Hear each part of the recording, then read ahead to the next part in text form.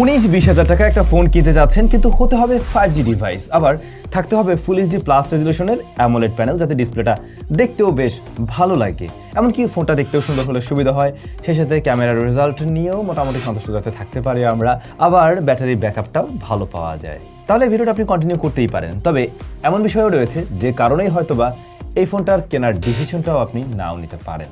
আমি কথা বলছিলাম পোকো M7 Pro নিয়ে। পোকো M7 এর ভিডিও আমাদের চ্যানেলে কিন্তু দেওয়া হয়েছিল, বাট 7 Proটা নিয়ে আর কোনো কথাবার্তা হয়নি। ফাইনালি M7 Pro 5G ডিভাইসটা নিয়ে আমরা কথা বলতে চলছি। রিভিউ ইউনিট আমাদের কাছে সেন্ড করেছিল SMS গ্যাজেট। তাদের কাছে কিন্তু এই ডিভাইস রাইট নাও অ্যাভেলেবেল রয়েছে। তাদের প্রতিটা সবই আপনারা পেয়ে যাবেন, ঢাকার বাইরেও তাদের বেশ কিছু সব অ্যাভেলেবেল রয়েছে। এটার যে বেস ভ্যারিয়েন্ট ওইটা আপনারা 19,000 টাকার আশেপাশেই পেয়ে যাচ্ছেন, মানে 20,000 টাকার নিচেই পাচ্ছেন আর কি। ডিভাইসটা দেখতে আপনাদের কাছে কেমন লাগছে? দুইটা পাশকে দুই রকম প্যাটার্নে রেখেছে। এই ধরনের বোল্ড ডিজাইন হয়তো অনেকের কাছে ভালো লাগে।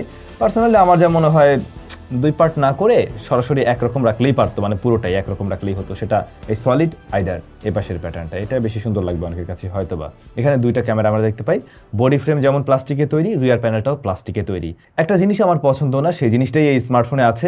3.5mm হেডফোন জ্যাকটা ফোনের উপরের দিকটাতে আর কি, এই যে এই সাইডে। এটা অনেকের কাছে ভালো লাগে, বাট পার্সোনালি এটা একদম টোটালি পার্সোনাল ওপিনিয়ন। এটার কোনো প্রবলেম বা কোনো বিষয় না, আমার আর কি ভালো লাগে না, এই হচ্ছে বিষয়। কর্নিং গরিলা গ্লাস 5 প্রোটেকশন করছে এর ডিসপ্লে সেকশনকে, মোটামুটি বলতে পারেন শক্তপোক্ত, তারপরও গ্লাস প্রোটেক্টর ব্যবহার করাই বরং উচিত হবে। আর কেসটা অবশ্যই ব্যবহার করেন, কারণ রিয়ার প্যানেলটা আসলে প্লাস্টিকে তৈরি, তো খুব সহজেই কিন্তু এতে স্ক্র্যাচ বসে যাবে। অবশ্যই আপনার সুন্দর ফোনটাকে সুন্দর রাখার জন্য কেস ব্যবহার করতে পারেন। ঠিক একইভাবে আপনার নিজেকে আরও বেশি সুন্দর করে প্রেজেন্ট করার জন্য এই ধরনের ড্রপ শোল্ডারগুলো কিন্তু আমাদের কাছ থেকে নিয়ে নিতে পারেন। আমাদের টাইজোতে চলে আসছে কিন্তু ড্রপ শোল্ডার হুডি। কিছুদিন আগে আপনারা রেগুলার হুডিগুলো পেয়েছিলেন, অনেকেই পারচেস করছেন, সবাইকে অনেক অনেক থ্যাঙ্কস। আর এখন কিন্তু আপনারা ড্রপ শোল্ডারগুলো পেয়ে যাবেন। এটা আরও বেশি ফ্যাব্রিক কোয়ালিটির দিক থেকেও ভালো এবং আরও বেশি ট্রেন্ডি। বর্তমান সময়ের জেনারেশন জেড, তারা মানে জেনজি, তারা এই ধরনের স্টাইলগুলো একটু বেশি ফলো করে। সো হয়তোবা এগুলো আপনাদের কাছে ভালো লাগতে পারে আর কি। আর সেই সাথে 10% ডিসকাউন্ট তো রয়েছেই। SAM10 এই কুপনটা ব্যবহার করলেই আপনারা 10% ডিসকাউন্ট পেয়ে যাবেন টাইজোর যে কোনো প্রোডাক্টে।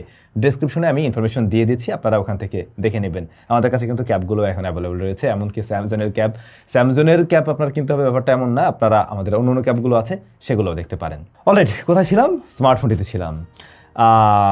ডিসপ্লের কাছে বোধহয় আগে যাওয়া যায়, কারণ এই ডিসপ্লেটাই হয়তো এই স্মার্টফোনটা কেনার জন্য একটা মেইন কারণ হতে পারে অনেকের কাছেই। ডিসপ্লেটা হচ্ছে কি একটা অ্যামোলেড প্যানেল, যা 6.67 ইঞ্চের। হ্যাঁ, এটা ফুল এইচডি প্লাস রেজুলেশনের এবং 120 হার্টজ পর্যন্ত হাই রিফ্রেশ রেট দেয়। তবে ডিসপ্লেটার যে বিষয়টা আমার পার্সোনালি ভালো লাগে নাই, সেটা হলো লোয়ার চিনটা সিমেট্রিক্যাল করতে পারে নাই ওরা, মানে আপার চিনের সাথে এটা মিলে নাই। এটা খুব সহজেই চোখে বাঁধে, মোটা লাগে, একটু ওল্ড জেন ওইরকম টাইপের একটা ভাইব দেয়, একটু আগেকার ফোনের মতো একটা লুক দেয়। তবে হ্যাঁ, এই ডিসপ্লের কালার রিপ্রেজেন্টেশন তো অবশ্যই ভালো, যেহেতু এটা একটা অ্যামোলেড প্যানেল। কালার টালার দেখে আর কি শান্তি পাবেন, মিডিয়া কনজাম্পশন করলে ভালো লাগবে আর কি দেখতে, এরকম জায়গাগুলো ঠিকই আছে।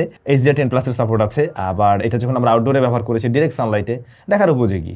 2100 নিটস পিক ব্রাইটনেস ওরা ক্লেম করে। আপনি ওই লেভেলে তো অবশ্যই পাবেন না, তবে দেখার জন্য উপযোগী, ওইখানে সমস্যা নাই। অনেক বাজেট ফ্রেন্ডলি ফোনেই দেখা যায় টাচ রেসপন্স ভালো হয় না, এটার ক্ষেত্রে টাচ ঠিকভাবে কাজ করছে কোনো ধরনের সমস্যা ছাড়াই আর কি। তবে এর আগে আমরা দেখেছি রেডমির ফোনগুলোর কালার টোন, মানে ডিসপ্লের কালার টোনটা একটু নিউট্রাল দিকে থাকে। এটার কালার টোনটা আমার কাছে একটু ভাইব্রেন্ট লেগেছে আর কি, মানে একেবারে ন্যাচারাল মনে হয় না, ডিসপ্লেটা তার একটু পপটা টাইপের লাগে।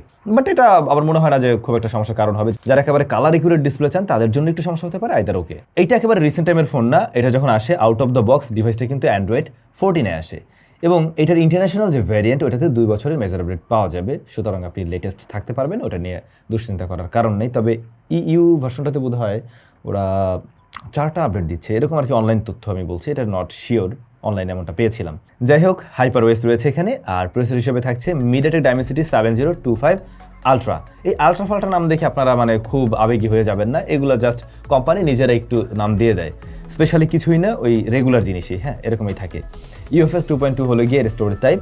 স্মার্টফোনটা 6GB 8GB এবং 12GB র্যামে পাওয়া যায়, সেই সাথে 128GB 256 অ্যান্ড 512GB পর্যন্ত স্টোরেজ ভ্যারিয়েন্টে পাওয়া যায়। আমি বেস ভ্যারিয়েন্টের কথা বলছিলাম তখন দামের বিষয়টাতে। এখন এই যে প্রসেসরটা বা এই প্রাইস পয়েন্টে আমরা যদি একটা আনঅফিসিয়াল বা গ্রে মার্কেটের ডিভাইসের কথা চিন্তা করতে যাই, তাহলে কি আমরা আরেকটু বেটার চিপ পেতে পারি? ডেফিনেটলি পেতে পারেন। যেমন IQ Z10X, এই যে ডিভাইসটা রয়েছে, এই ডিভাইসটাতে কিন্তু MediaTek Dimensity 7300 রয়েছে এবং ওইটার স্টোরেজ টাইপ বোধহয় UFS 3.1।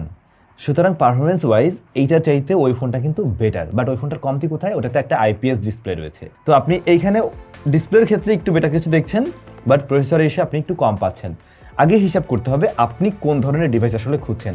আপনার যদি একদম পারফরমেন্স সেন্ট্রিক ডিভাইসই দরকার হয় এই প্রাইস সেগমেন্টে, যে আমি 17, 18, 19, 20-এর মধ্যে একটা ডিভাইস কিনবো যেটা মূলত আমি গেমিংয়ের জন্য কিনতে চাচ্ছি, যেটা পারফরমেন্সের সবার চাইতে উপরে থাকতে হবে, তাহলে কিন্তু এখানে আপনার জন্য MediaTek Dimensity 7300 সেরার কাতারে আছে। সেই জায়গায় এটা পিছিয়ে পড়ে। সে আপনি মাল্টি কোর স্কোর বলেন, সে আপনি গ্রাফিক সেশন বলেন, সিপিউর স্কোরের কথা বলেন, যাই বলেন না কেন, এই প্রসেসরটা কিন্তু 7300-এর তুলনায় পিছিয়ে পড়বে, সে আলট্রা ফাল্টা যেই নামেই থাকুক না কেন। কিন্তু কথা হচ্ছে আমি যদি ভাই রেগুলার ইউজার হই, মাঝে মাঝে গেমিং করি, তাহলে কি অবস্থা? হ্যাঁ, ডে টু ডে টাস্কের ক্ষেত্রে এই ডিভাইস ভালো রেজাল্টই দিচ্ছে এবং হাইপারওয়েস আমাদেরকে হাইপার করে নাই, মানে ঝামেলা দেখায়নি আসলে। তেমন কোনো সুপারফাস্ট গতিতে আমরা লক্ষ্য করিনি, মানে একেবারেই একটা entry level to mid range price পয়েন্টের ডিভাইস থেকে যে ধরনের এক্সপিরিয়েন্স আপনারা এক্সপেক্ট করেন এইটা ঠিক সেটুকুই ডেলিভার করতে পারছে। অ্যাপ ওপেন ক্লোজ টাইম আপনি যেমনটা লক্ষ্য করছেন খুব আহামরি ফাস্টার না, মানে ওকেশ টাইপের, ঠিক আছে, ল্যাগ করছে না বা একেবারে রিবুট টিবুট নিচ্ছে, খুব বেশি গরম হয়ে যাচ্ছে কোনো অ্যাপে গেলে, না এই জাতীয় প্রবলেম আপনি ফেস করবেন না। যদি মাল্টিটাস্কিং একটু বেশি কাজবাজ করার প্রয়োজন পড়ে 8GB র্যাম পর্যন্ত মানে নিলে পরে ঠিক আছে, 12GB-তে গিয়ে আবার আপনি যদি অতিরিক্ত অনেক টাকা খরচ করে ফেলেন তখন আবার কিন্তু এটা ভ্যালু ফর মানি হিসেবে থাকে না। সুতরাং আপনার যদি এমনটা হয় যে মাল্টিটাস্কিং একটু প্রেশার দিতে হবে, তখন আপনি 8GB পর্যন্ত দেখতে পারেন, 12GB-টা মেক সেন্স করে না, 12,512 আর কি। বাজেট ফ্রেন্ডলি অন্যান্য ডিভাইসগুলোর মতো এখানেও কিন্তু বেশ কিছু এক্সট্রা ব্লোটওয়্যার রয়েছে, যেগুলো আপনার প্রয়োজন হয়তো বা হবে না, আপনি ইনস্টল করে নিয়েন আর কি, মানে প্রি ইনস্টলড অনেকগুলো অ্যাপ্লিকেশন দেওয়া আছে। স্মার্টফোনেতে আমরা গেমিং টেস্টের জন্য পাবজি রান করে দেখছিলাম, হ্যাঁ খেলা যায়, এইচডি হাই ফ্রেম রেট সর্বোচ্চ, ব্যালেন্স আলট্রাতে আপনি প্লে করতে পারবেন। আবার আমরা একটু রেকর্ডিং অন করেও দেখছিলাম, রেকর্ডিং অন করে খেলতে চাইলে সেটা খুব একটা যুক্তিসঙ্গত হবে না, সেই ক্ষেত্রে অ্যাকশন মুভমেন্টে বেশ ভালো রকমের ল্যাগ দেখিয়েছে এই ডিভাইস। আর যদি নর্মালি আর কি খেলেন সেক্ষেত্রে আমি বলবো একটু লোয়ার সেটিংসে খেলার জন্য, তখন গিয়ে তুলনামূলকভাবে স্টেবল রেজাল্ট দেয়, কিন্তু স্টিল অ্যাকশন মুভমেন্টে এটা কিছুটা ল্যাগ দেয়, একটু ল্যাগে ফিল আসে আর কি। তাছাড়া বেশ অপটিমাইজড যে গেমগুলো রয়েছে, একটু ভারী গেম হলেও লাইক সিওডি বা অ্যাশপাস 9-এর মতো গেমগুলো হ্যান্ডেল করতে পারছে, ওগুলো আরও স্মুথ রেজাল্ট দেয় ডিভাইসটাতে। টুকটাক মাঝে মধ্যে আপনি ল্যাগের দেখা স্টিল পাবেন এই জায়গাগুলোতেও। আর ফ্রি ফায়ার লাভার যারা রয়েছেন, হ্যাঁ ফ্রি ফায়ারও এতে খেলতে পারবেন, কিন্তু সর্বোচ্চ সেটিংসে খেলার জন্য আসলেই এটা ওই লেভেলের না। মোট কথা হলো গেমিংয়ের জন্য যদি ফোন নিতে চান তাহলে আমি আবারও বলবো IQ Z10X, ওদিকে যেতে পারেন, বা আর একটু বেটার চিপ যদি মানে এর আশেপাশে পেয়ে যান, একটু বাড়ালেও কিন্তু পাবেন, তখন আপনি সেগুলো দেখতে পারেন। এটা মোটামুটি আপনাকে একটা ব্যালেন্স পারফরমেন্স দিতে পারবে। ক্যামেরায় রিয়ারে 2টা শুটার আছে, 50 মেগাপিক্সেল মেইন, যেখানে OIS আছে ওরা ক্লেম করছে, বাট আমি রেজাল্টে তেমন একটা ব্যাপার স্যাপার লক্ষ্য করিনি, আছে হয়তো কম দামি আর কি। আর 2 মেগাপিক্সেল আরেকটা শুটার, ফ্রন্ট ফেসিং ক্যামেরা 20 মেগাপিক্সেলের রয়েছে। রিয়ারের মেইন শুটার দিয়ে আমরা যতগুলো ছবি তুলেছি একটু কন্ট্রাস্টি টাইপের ছবি দিয়েছিল, ডে লাইট কন্ডিশনেও, মানে প্রপার লাইটিং কন্ডিশনে একটু কন্ট্রাস্টি, একটু কালারফুল টাইপের, গ্রিন কালার বা যে কোনো কালারকে একটু বুস্টেড দেখায় আর কি, ওভার স্যাচুরেটেড না, মানে কালার একদম ডিফারেন্টভাবে প্রেজেন্ট করছে ব্যাপারটা এমন না, একটু ভাইব্রেন্ট লাগে, ইভেন এইটার ডিসপ্লেতে আরও বেশি লাগে আর কি। তাছাড়া ছবিগুলো যখন আপনি একটু জুম করে দেখতে যাবেন, ছবিগুলো মানে খুব একটা শার্প বা ডিটেলড না, খুব বেশি জুম করতে গেলে ডিটেলস হারাতে দেখবেন বেশ ভালোই। লো লাইটের দিকে কালারটা শিফট করে, কালারটা একটু এদিক সেদিকে চলে যায়, তখন নাইট মোড অন করে নিলে একটু কন্ট্রাস্টের প্রবণতা বাড়ে ঠিকই, কিন্তু ছবিগুলোতে হাইলাইট টাইলাইট থাকলে সেগুলোকে বেশ ভালোভাবে ব্যালেন্স করে। লাইক লো লাইট আপনি ছবি তুলছেন, কোনো যদি হাইলাইট চলে আসে, কোনো লাইট ডিরেক্ট লাইট থাকে আর কি, সেগুলোকে মোটামুটি ভালোই ব্যালেন্স করার ট্রাই করছে। কিন্তু ওভারঅল যে কোনো সিনিয়রের ছবিগুলোই একটু সফট টাইপের ছিল এই স্মার্টফোনের।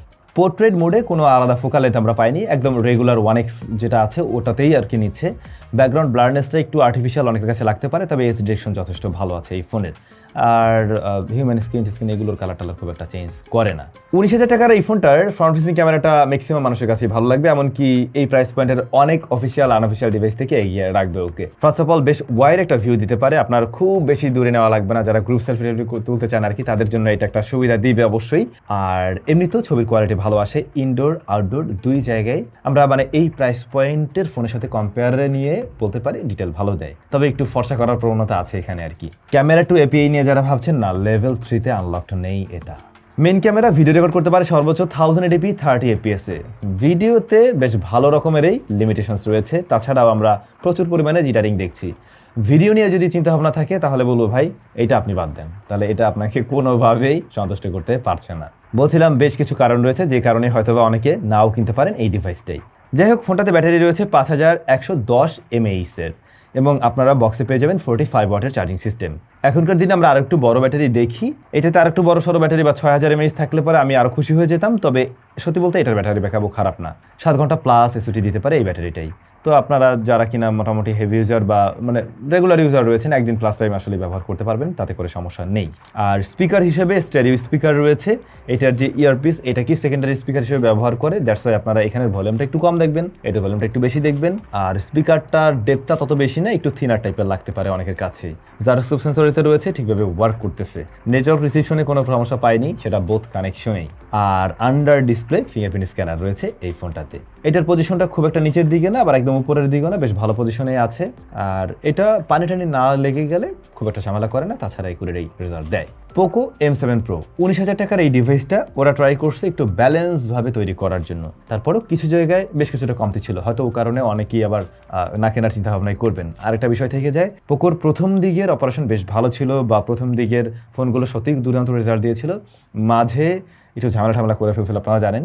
রিসেন্ট টাইমে গত 1-1.5 বছরে আমরা তেমন কোনো বিষয় দেখিনি, সেই জায়গা থেকে হয়তোবা আমরা এটার প্রতি একটা ভরসা রাখতে পারি।